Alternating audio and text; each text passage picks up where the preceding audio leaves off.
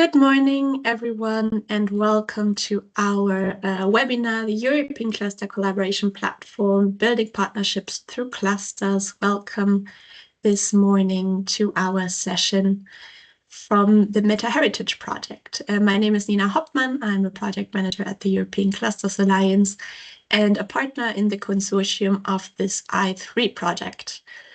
MetaHeritage is, as I said, an I3 capacity building project that is designed to test innovative business models and explore approaches such as heritage routes or the metaverse to mobilize cultural and corporate heritage, as well as digital technologies for innovation and economic growth across European regions. And one of the project activities is this webinar series, which we have the second webinar today, to present different European platforms and networks that could be of use for this task. And for you, the companies and organizations working in these sectors, that you can make use of for creating innovation. And today, we are going to present the European Cluster Collaboration Platform, which is the central European hub for clusters from the European Commission. And there are, I think, more than 130 clusters working on the creative and cultural industries and in tourism. And today we would like to understand what clusters are and how they can support SMEs, and also what could be in it for you. So let's look at the agenda. First, my colleague Antonia will give a short introduction to MetaHeritage, the project, to give you an overview. Then Antonio Novo, the president of the European Clusters Alliance, will share what are clusters, so what are these collaborative networks, before we hand over to Romain Bautier, the project advisor at ISMEA, to tell us more about the European Cluster Collaboration Platform. And last but not least, Sergio Calò from Venetian Cluster will present to you the Eurocluster Creo in Heritage, driving cross-sector innovation in Europe's cultural heritage chain, and what is in it for the SMEs, and what does it mean to be a Eurocluster. And of course, we would also like to address your questions with our answers. So please make use of the chat or the Q&A. We're going to monitor, and we're going to launch the questions to the speakers when you have questions that we can take at any point after the presentations. So just a note on housekeeping rules. Please note that this webinar is being recorded, and we're going to publish this on the MetaHeritage website so that you can revisit the recording as well as the slides in case you have missed anything. As I said, please ask your questions, and we would like to make use of the chat and hear about you, and you can make your comments as much as possible. And with that, I hand over to Antonia to give you a short introduction to MetaHeritage. Thanks for being with us, Antonia. Thank you, Nina. So hello, everyone, and thank you for joining to today's webinar. My name is Antonia Bobig, and I'm the Communications Officer of the MetaHeritage Project. And I'm part from the Time Machine organization, which is also part of the consortium. In the next couple of minutes, I will give you a small overview of what MetaHeritage is, what we offer, and why your participation matters. So first of all, what is MetaHeritage? MetaHeritage is a Europe-wide innovation initiative, and it is funded under the Interregional Innovation Investment, or like, as some of you might know, the I3 instrument. And our project explores how heritage routes and the metaverse technologies can help regions mobilize both cultural and corporate heritage to drive innovation, competitiveness, and sustainable growth. We work across 7 European regions, so including the Azores, northern Portugal, northern, like Galicia in Spain, Emilia-Romagna in Italy, Vienna and Brussels, Thuringia and Saxony. And each of these regions are at different development stages, which allow us to tackle regional disparities while strengthening collaboration and knowledge exchange. Next slide, please. Thank you. So regarding the mission and goals, so our mission is centered around the 3 core goals. We want to promote sustainable growth by using heritage as an innovation driver. We want to enhance regional collaboration by connecting stakeholders, institutions, and SMEs across all over Europe.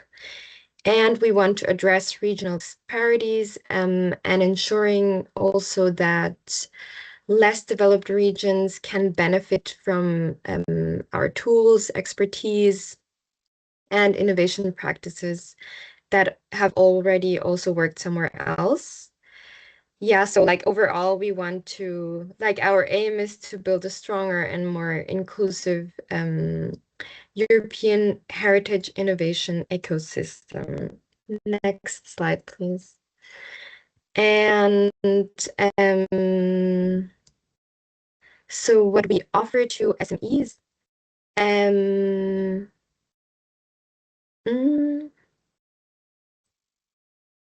we want to achieve the mission and focus on several main activities.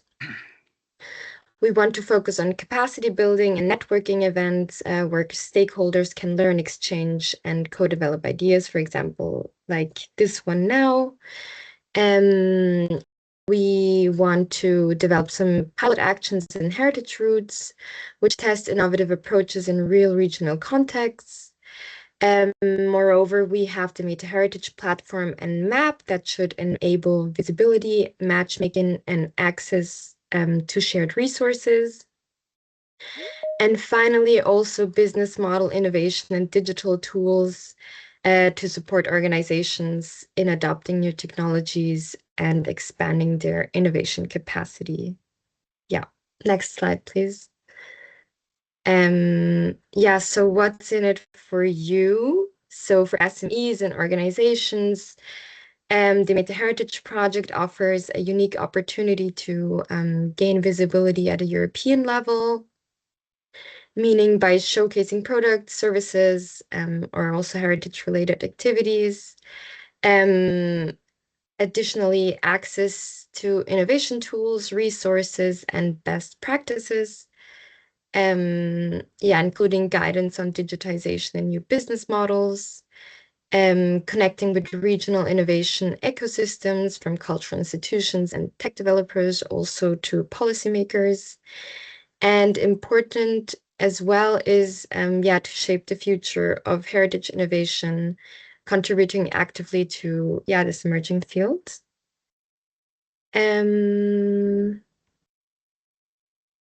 Yeah, looking ahead, we want to continue with this webinar series and networking events. So this is the 2nd webinar, and we will have additionally a couple of more coming up in January, I think until May around. We will launch investment-ready pilot actions and also several heritage route experiments participating regions. Yeah, next slide. That's about it. So thank you very much for your attention, and I hope that you will enjoy this webinar series with us. And if you want to learn more in getting involved or collaborating with us, you can obviously send me an email or also check out our website. Yeah, and I look forward to connecting with you. And with this, I would like to hand over again to Nina. Thanks, Antonia. And I will pass the microphone to Antonio Novo to give us an introduction to the topic of the day. Today, we're talking about cluster organizations, and he will explain to you what they are and what they can be useful for. Thank you. Thank you very much. Hello, everyone. I hope you are seeing my screen. Is that right? So, Antonio Novo, I am General Manager of Cluster Idea, one of the consortium members. I'm very happy, very glad to be here with you Okay, about clusters.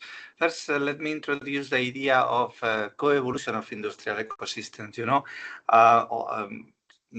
Some years ago, when we study economy and the different agents, we were speaking about how to bring individual companies to excellence. That is still true, needed, but it was clear that individual companies doesn't strive alone in the market. So they are organized in industrial value chains. And currently, the European Commission has a very strong policy defined by industrial ecosystems, industrial value chains. But the reality, and it was very clearly expressed by the different crises, is that those ecosystems needs to relate between them. They are connected. And if the digital ecosystem now broke, everything is broken. I mean, semiconductors. Or if, for example, the communications, the infrastructure communications or supply chains broke, even tourism suffer, or any other industrial ecosystem. So we have we are extremely connected between us, and there are some keystone agents. Some keystone agents are those that connect different ecosystems, and we like to think that clusters are one of those keystone agents able to put in contact, I don't know, digital with everybody, okay? But for example, in the creative and cultural industries, we will see later Sergio from Venetian cluster, with near any other ecosystem, okay? For example, for designs of services, product, whatever. So this is a very important concept. And another that is, I think, important to share here is the concept of resilience and criticality. A network is more resilient as more dense are the connections inside the network. And this is something that clusters facilitate, the connection between members, but also with external entities. So what are clusters? Clusters, academically, I would say, are geographic concentration of industries. When we have a very strong concentration, here you have the example of the aviation valley in Poland, but you could think, I don't know, typically we think about Silicon, now Silicon Saxony, for example, on microelectronics in Europe, or the concentration on Toulouse of the aviation, or on aerospace sector in Europe. When companies are placed together, around those companies, there are synergies, there are expertise, talent, universities, technological centers that support the innovation ecosystem, the business ecosystem. And this is the very clear and well-known now reality at global level, that this is good for the competitiveness and this is good for the business growth. When the cluster, the natural cluster, the geographical clusters is supported by a organization, by a team with a staff, with dedication, with structure, governance, we are speaking about cluster organization. And this, when we say cluster, usually we refer to this concept. So, innovation is complex, collaboration is not easy, and it requires methodologies, it requires rules, contracts, and it requires a team. And that's what cluster organizations do. And there is, I would say, a common understanding and at the European level on what is the minimum requirements for defining some entity as clusters. Romain will explain later about the ECCP, that is the European Registry of common platform for European clusters. So this is key. Okay, we are speaking about professionals and organizations that are fully dedicated to facilitate the collaboration of the different entities inside the cluster and outside the cluster, from the cluster to the external other clusters or other regions. And this is typically not only about businesses, mostly it's about businesses, but we also include regional agencies, universities, research centers, and many other agents on the innovation ecosystem.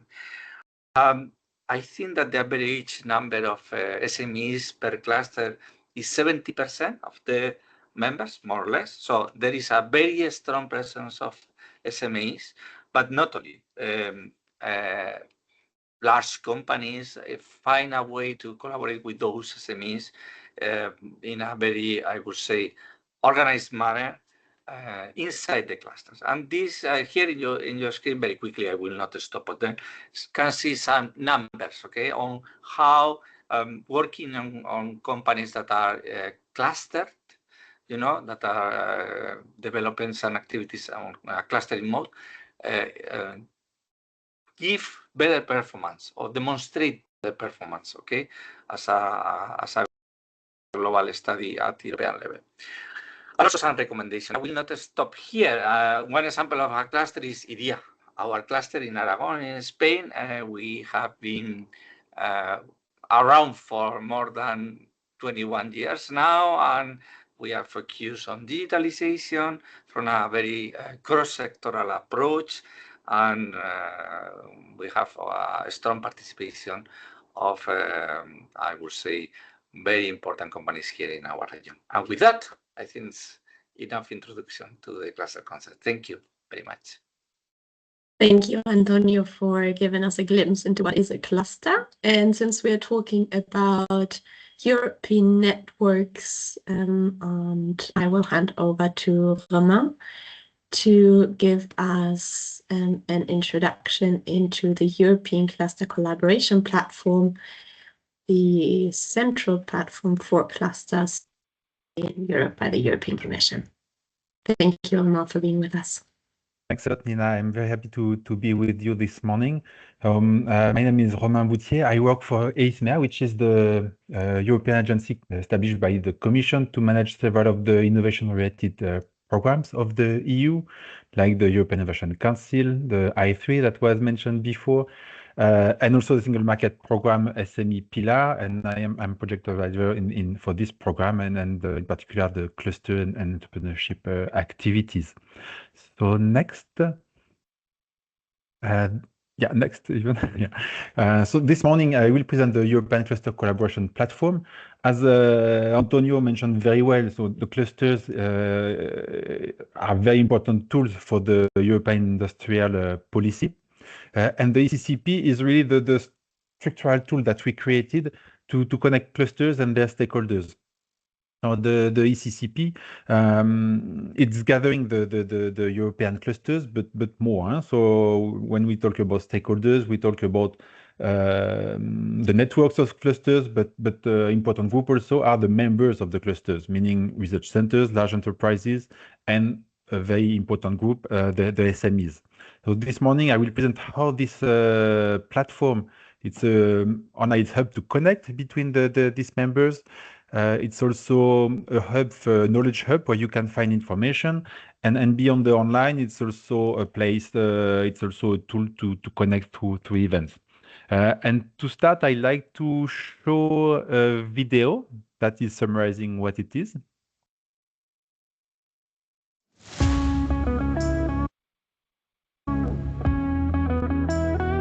Welcome to the European Cluster Collaboration Platform. As geographic concentrations of interconnected companies and institutions, clusters lead to increased productivity and economic growth by fostering innovation, knowledge sharing, and by attracting investments and talent. This is why we've launched the ECCP, a gateway to connect this regional expertise across Europe and beyond. Our mission? to serve as a premier hub for cluster stakeholders. With over 1,500 cluster organisations joining forces, we share knowledge, best practices and foster innovative collaborations. Explore our comprehensive suite of services designed to empower your organisation. Previous years have marked significant milestones, showcasing our commitment to bringing people together, not just online, but face-to-face, with almost 20 in-person events that sparked around 500 bilateral meetings on average each year. Join our vibrant community today.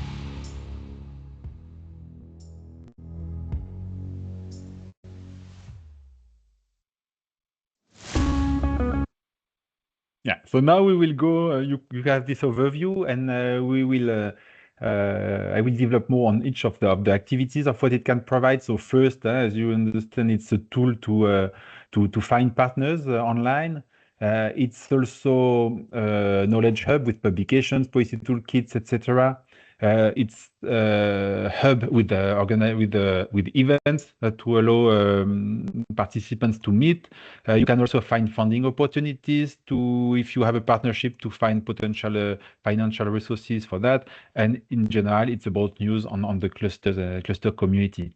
So I will start with the partner tool next. So when you arrive in the platform, you see among the tabs the partners one. So it's really a key tool to have an overview of clusters and cluster stakeholders in Europe and even in the world. So you can look for partners to that. You can have access to different type of searching methods. And you have the map that you can see here in the slide, or you can go also through list view that I will show also afterwards. And you have filters to fine-tune your search with filters like the type of entities. You can see here in the slide, so cluster organization, more than 1,600 cluster members, your cluster that or European cluster partnerships, as you will discover later today. And other filters also to, for example, on the sectors. If you want to find partners more specifically, for example, on tourism or cultural heritage. So here I will show with the map next. From the map, so you can zoom in. I take the example of North Italy, in the region of Venezia, for example. So then you can, if you can next. You can, for example, target your search on that case on the geographical part and find the Venetian cluster. You will see this first view with the key element on the clusters, short description, some key data, and then you can click on read more. Next. Another more detailed presentation with more information on the sectors. You have the website, and very important tool, of course, is the contact part. You can see, for example, Sergio, I will speak later. You have this possibility then to contact the organization through this tool. So this is the way to search from the map. Then next, you have the possibility also to have similar type of search, but from the list, with again all these filters. You can enter keywords. I use, for example, in that case, heritage to find another potential partner in Italy, and then also same you arrive to the same page of the partner with all the description, website, sectors, and of course the contacts. So this is really a tool that I invite you to use. That is very powerful to find potential partners through these different clusters. Because as you can see, it's really much more than cluster organizations, because you have also access to their members. You see that most of among the more than 10,000 organizations registered, more are cluster members, meaning SMEs even. So now I will show another part of the ECCP, which is about the policy support. Through the ECCP, we produce a lot of information on clusters, on cluster policies. So there are several tools that are some perhaps more oriented to policymakers. We publish, for example, every year a cluster panorama showing the evolution and the different cluster policies in the member states and beyond. We have, if you are interested in the cluster policy in your country, we have policy fact sheet. There are also cluster solution library where we see interacting practices from clusters. But then there are also tools that can be directly relevant for SMEs. Next, for example, if you can move to next slide, the ECCP Trend Universe, that is a tool to identify future trend. And next slide, I would like to focus even more on the green transition support, and that is a knowledge hub for green transition, and it's targeted really for both cluster organizations and cluster members, and in particular SMEs. For example, you have a very useful guide on European funding opportunities. If you are in this domain of green transition or can be active in that domain, you can find information on the different EU programs that can support you.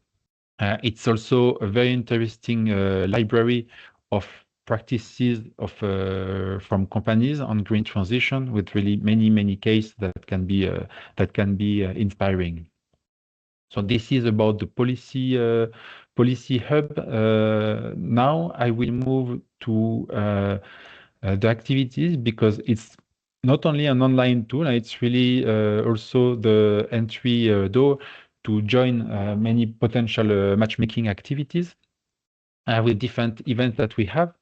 First, I would like to mention the Eurocluster talks that are online webinar that we are doing regularly, and it's a good tool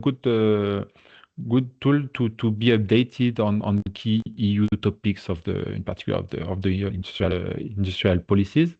Then we are going to regions with the clusters meet regions. For example, we have one that is taking place today in Copenhagen that gives the opportunity to gather experts from the regional authorities, clusters, SMEs, etc., to discuss, showcase the cluster actions in the regions, and also to have matchmaking activities through these events.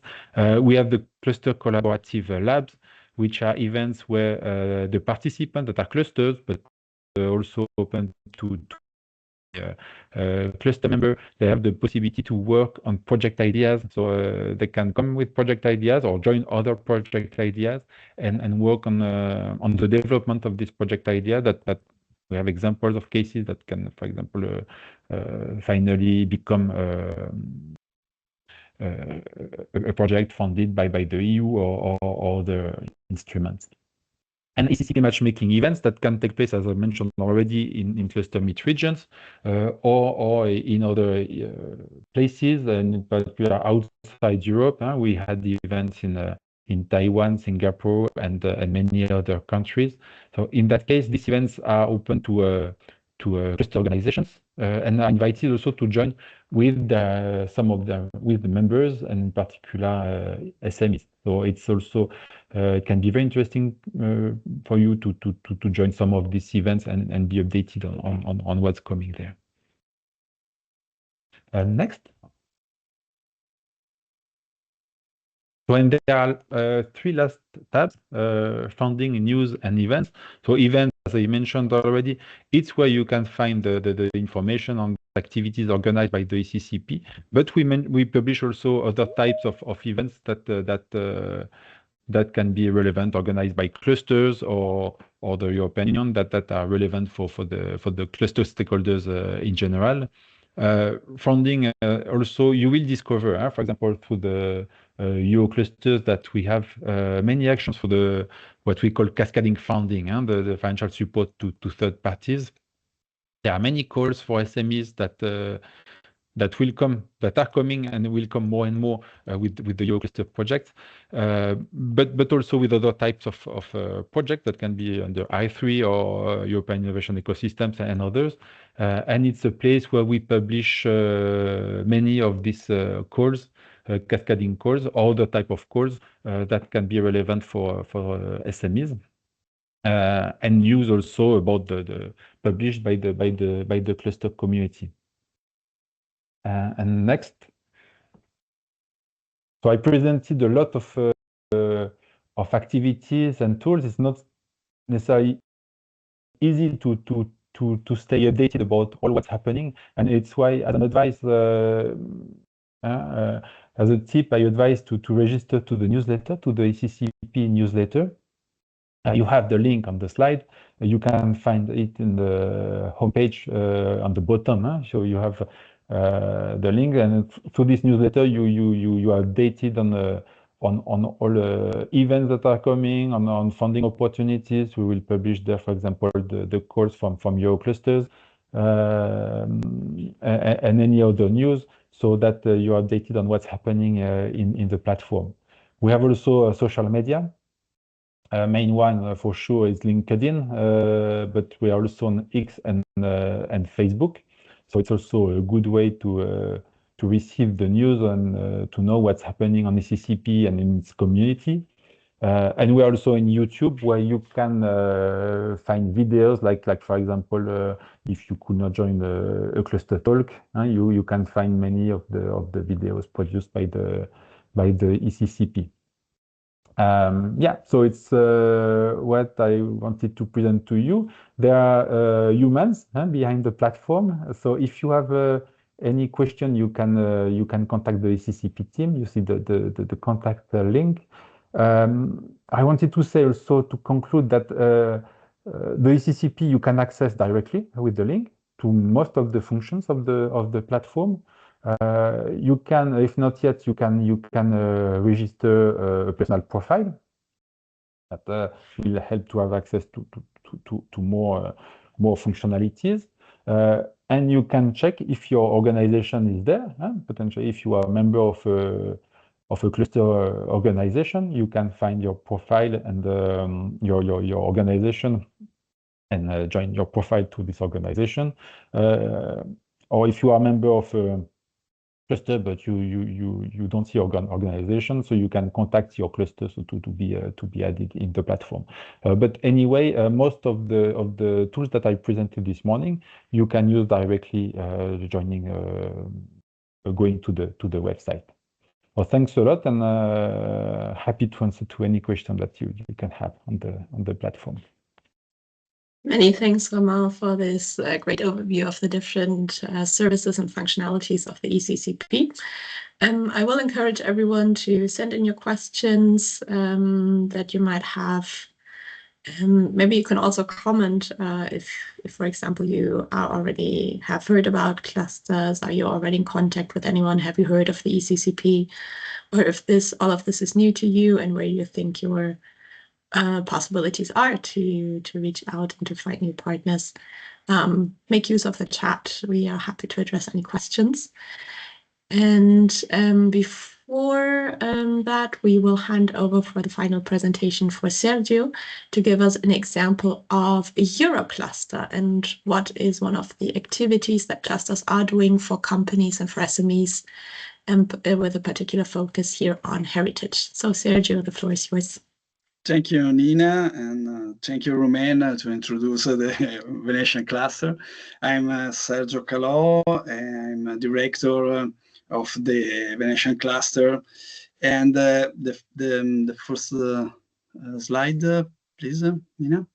Okay, and these opening slides introduce the CREU in Heritage, Creativity Europe in Heritage, coordinated by me and Venetian cluster.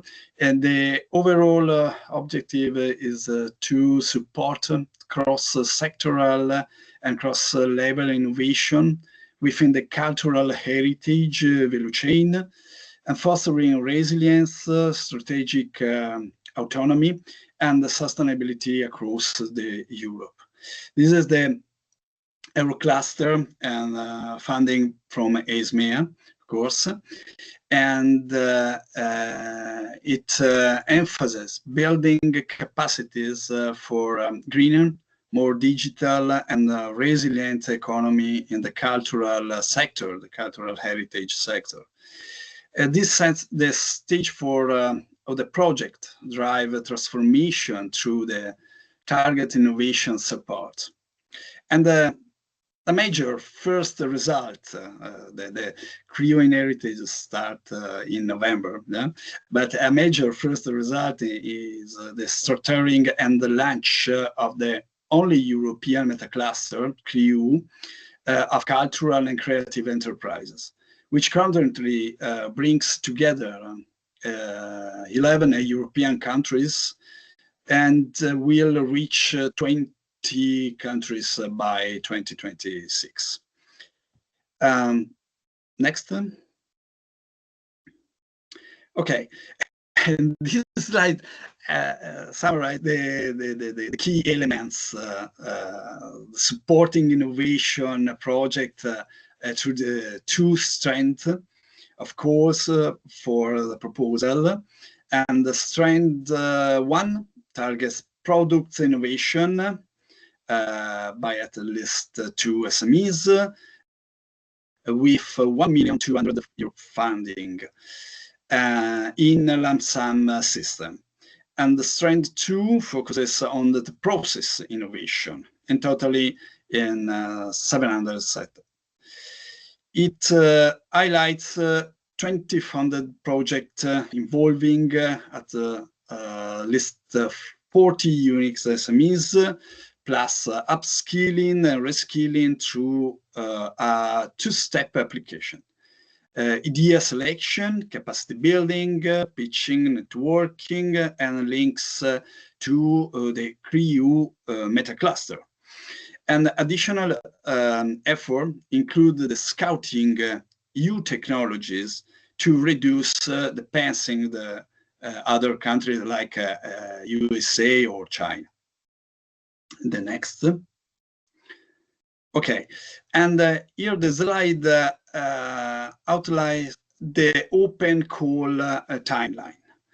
And we, for the concept note submission, strand 1 and 2 in month 5, in February 2026.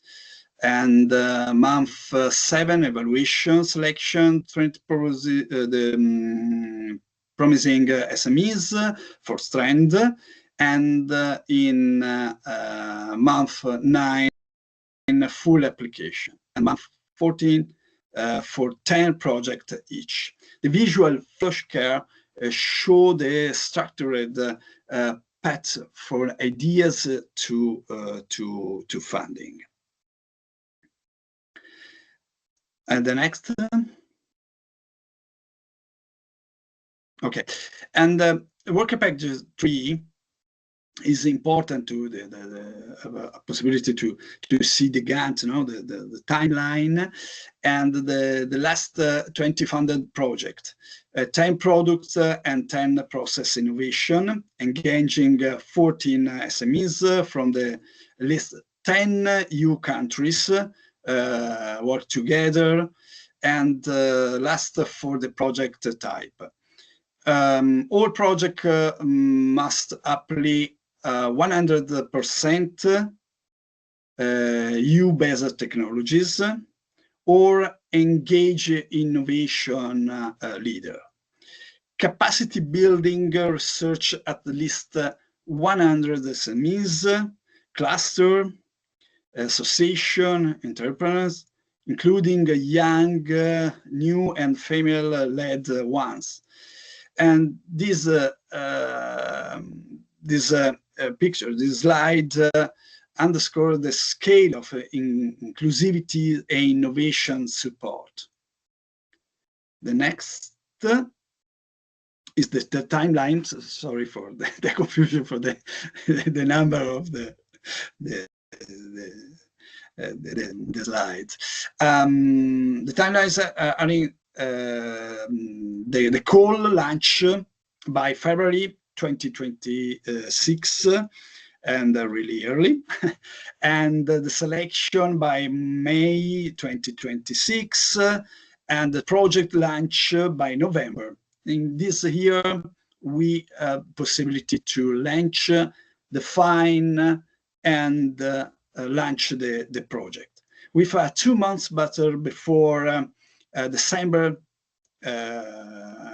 2026, Visual Bear show adjusted date from original plan because we're starting of this project.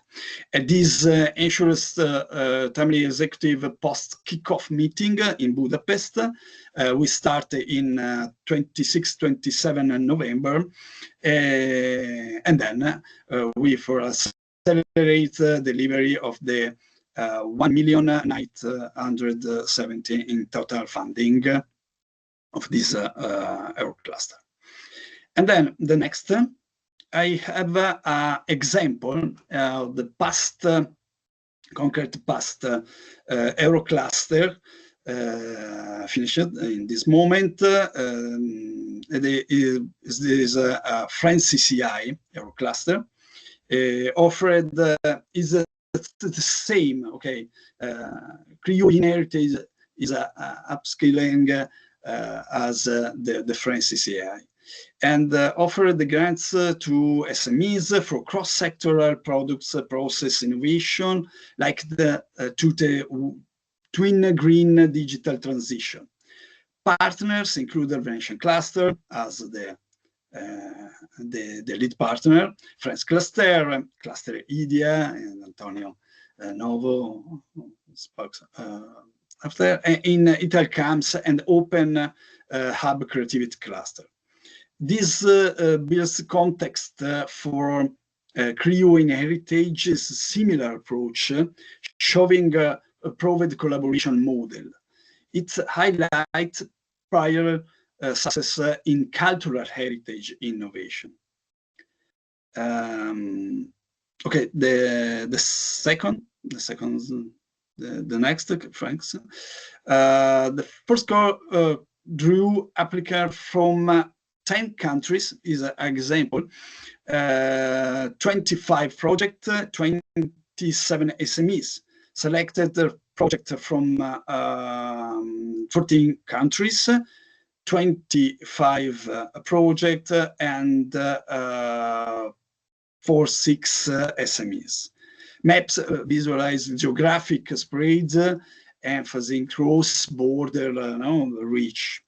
They demonstrate strong interest and diverse participation with the EU-wide goals and for cultural heritage resilience. The next.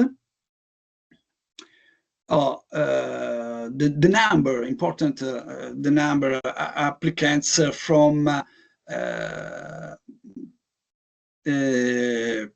40 countries and 45 subjects and 33 SMEs.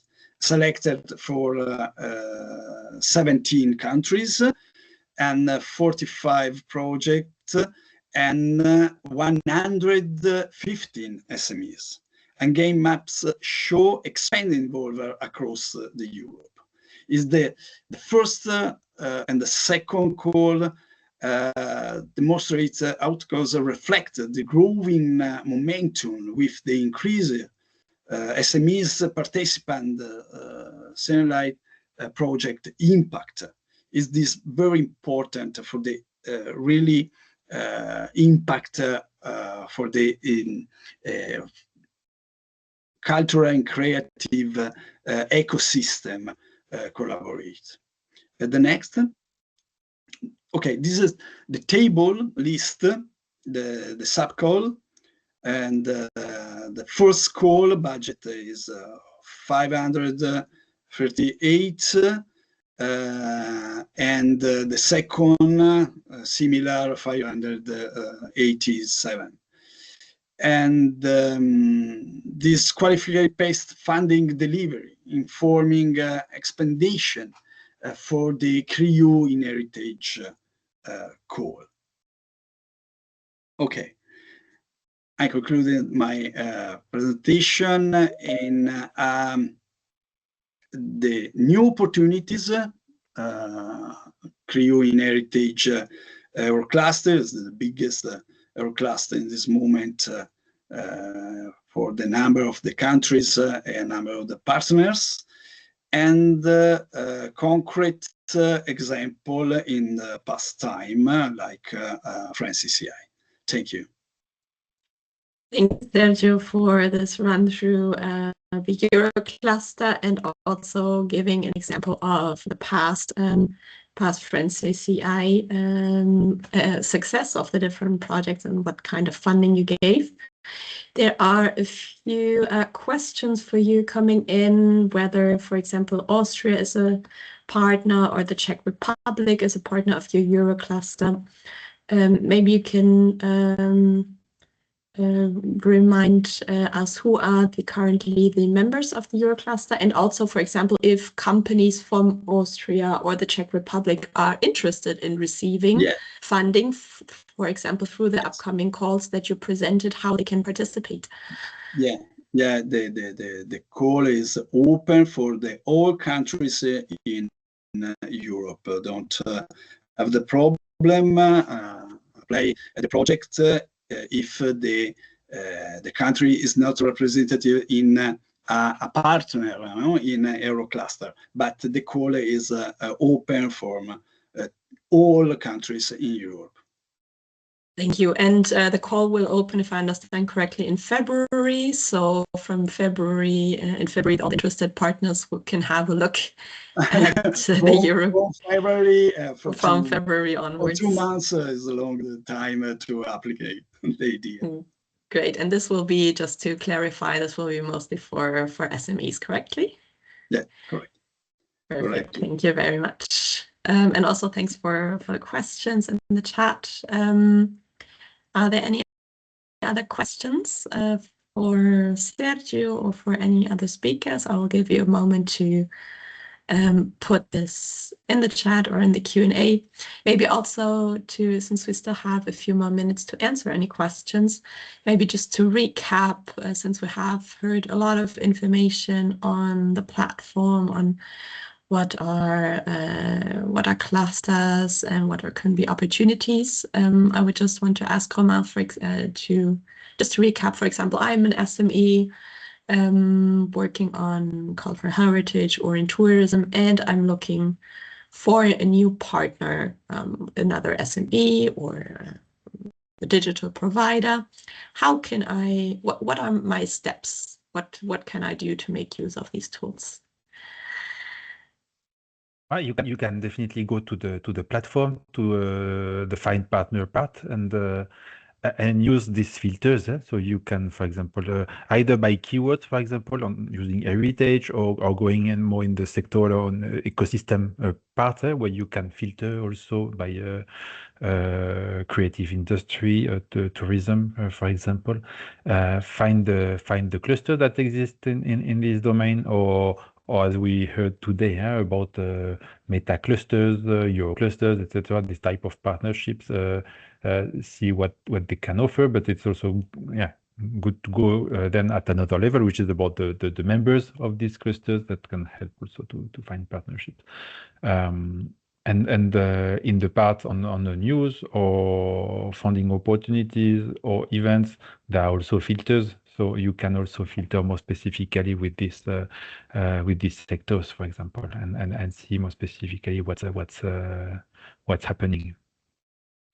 Great, thank you. I invite all of you to do exactly that. Check out the ECCP, check out the CREU in Heritage profile that thanks, Carlotta, for sharing from in the chat as well, the profile from the Eurocluster on the ECCP.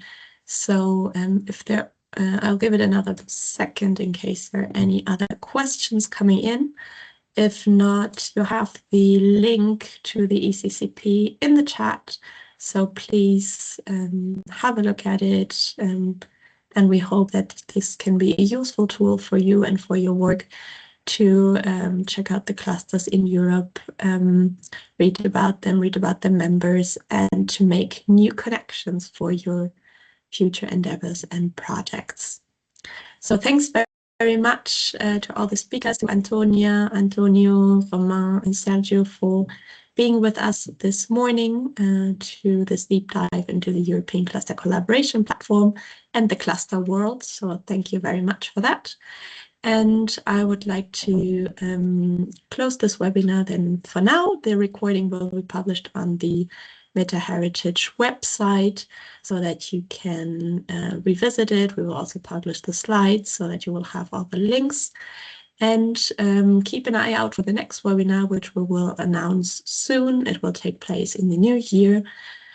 So stay tuned on the MetaHeritage social media channels on the website for the next opportunities. So thank you very much, everyone, and have a lovely rest of the week. Goodbye. Thank you. Bye. Thank you. Thank you. Bye.